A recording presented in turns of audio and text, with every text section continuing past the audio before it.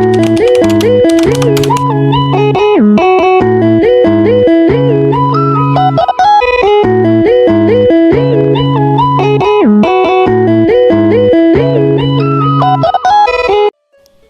3 Juli Minggu siang sedaya Karang Taruna dipun ndhawuhi rapat 17 Agustus wonten ing Desa Pocinok. Rapat dipun wontenaken ing dalemipun Ibu RT.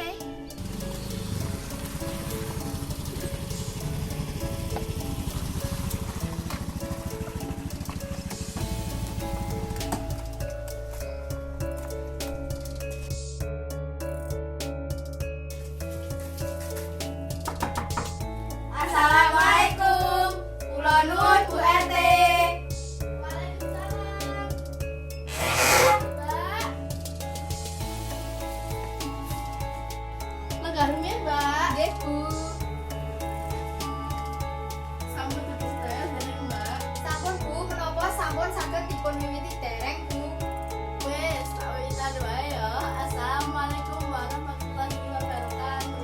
Waalaikumsalam warahmatullahi wabarakatuh. Hadir kepriye, Mbak? Yen perlombaan pitulasan tiadake perlombaan kagem bapak-bapak. Nggih, Bu, menawi wonten lomba kagem Bapak, mangke badhe nambahi angsal Bu. Nggih, Bu, kula sarujuk. Nuwun sewu, Bu, kula mboten sarujuk.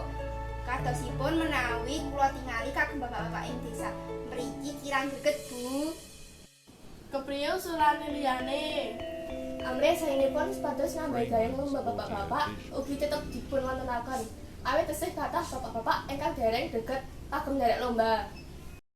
Nggih, Bu, kula sarujuk pamanggihipun menawi ingkang menika perlombaan antar dusun kados voli, tenis meja, mbok menapa kathah ingkang remen.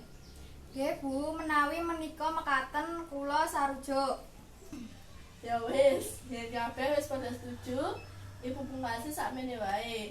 Matur nuwun wis padha kersa nyelakake wektu nggo teka. Nggih, Bu, nggih sampun Bu, kula sak kanca nyuwun pamit Bu. Monggo Bu. Nggih.